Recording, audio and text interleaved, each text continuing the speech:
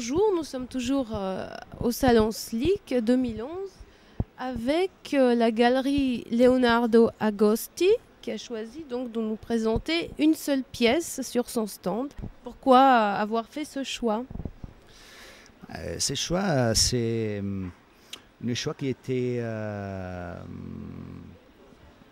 proposé par les salons, par les organisateurs, dans le sens que cette année, Slick a prévu une section spéciale qui a été appelée Project, dans laquelle sont été invités des galeristes à présenter des pièces monumentaux, hein, des pièces, des installations, des œuvres avec des dimensions on dit particulièrement imposantes. Alors le parcours de l'artiste? L'artiste s'appelle Jean Denard, un jeune artiste français, il vient de Languedoc, la ville de Sète, et il a 31 ans. C'est un artiste avec un parcours des jeunes artistes qui fait partie à plein titre de ce qu'on appelle la jeune création contemporaine française. Il a déjà exposé avec des autres jeunes artistes de sa génération au 5-4 à Paris, à la Jeune Création. Il fait partie d'une mouvance dynamique reconnue. Voilà. Alors, pourriez-vous nous en dire plus par rapport à cette destruction du monde? En tout cas, avec ou sans humour, je ne sais pas, mais quelle est son interprétation? Et effectivement, si on regarde cette pièce, on dit qui s'appelle Mappemonde. Hein.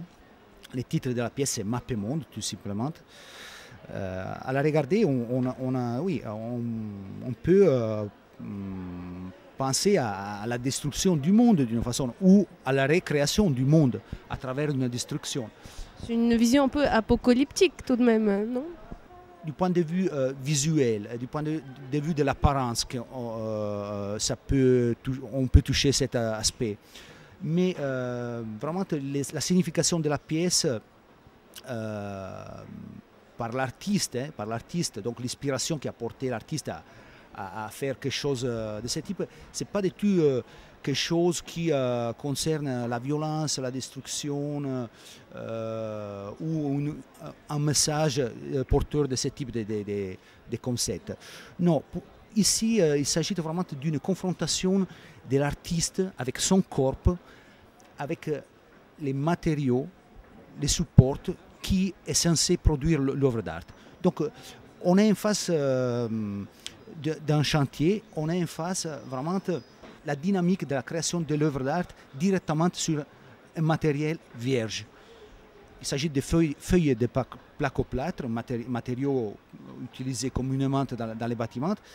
Ce sont des feuilles lisses qui n'ont subi aucune intervention préalable et ils sont attaqués directement par l'artiste au marteau.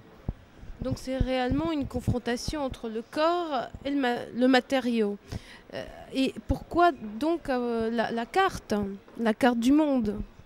C'est vrai, la carte, pourquoi probablement c'est inconscient, le choix du sujet par l'artiste.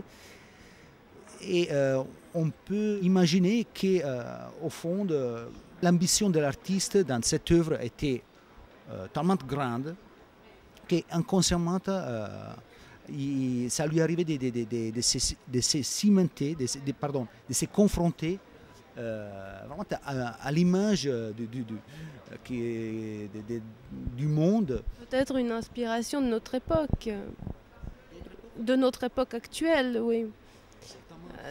Après, vous voyez, les artistes, ils sont inspirés, ils sont comme les hommes, comme tous les hommes, ils sont toute une série d'influences qui sont dictées par les temps d'où on vit.